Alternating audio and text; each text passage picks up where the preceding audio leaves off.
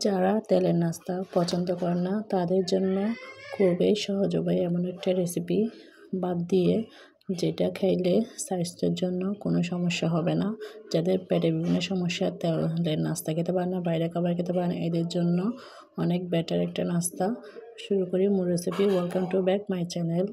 চাউলগুলো আমি 5 ঘন্টায় ভিজিয়ে রেখেছিলাম, তারপরে এগুলো ব্লেন্ড করে নেব। ব্লেন্ডে নিয়েছি, তার মধ্যে দিয়ে দিলাম ভাত, রেগুলার রান্নার জন্য খাওয়ার জন্য যে ভাত রান্না করি সেগুলো দিয়ে দিলাম, পাউডার দুধ দিয়ে দিলাম, পরিমাণ মতো লবণ দিয়ে দিলাম, বেকিং পাউডার দিয়ে দিলাম, তার মধ্যে অ্যাড করলাম একটি ডিমটা দেওয়ার কারণে পিঠাটা একটু সফট হবে। দিয়ে দিলাম চিনি পরিমাণ মতো, সবগুলো দিয়ে এখন ব্লেন্ড করে নেব।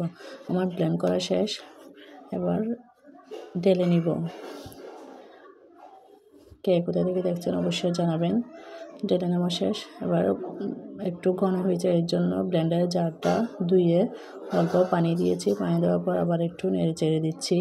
দেখেন ব্যাটারটা এমনই হবে, বেশি ঘন না বেশি পাতলাও না। এবার এটা তেল দেওয়ার জন্য ফ্রাই প্যান বসিয়ে দিচ্ছি, হালকা তেল ব্রাশ করে দিচ্ছি, বেশি তেল দেওয়া লাগবে না।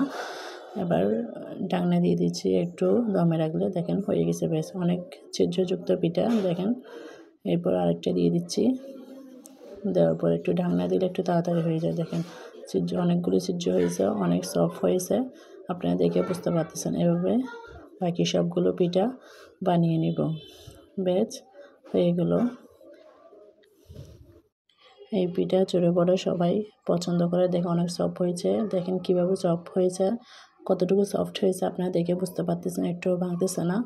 এবং দেখেন পিছনের কালারটাও গোল্ডেন কালার হয়েছে, অনেক সুন্দর লাগতেছে। দেখেন কতগুলো ছিদ্রযুক্ত, আপনারা দেখে বুঝতে পারতেছেন পিঠাটা কতটুকু সফট হয়েছে। সবাই ভালো থাকবেন, সুস্থ থাকবেন। আল্লাহ হাফেজ।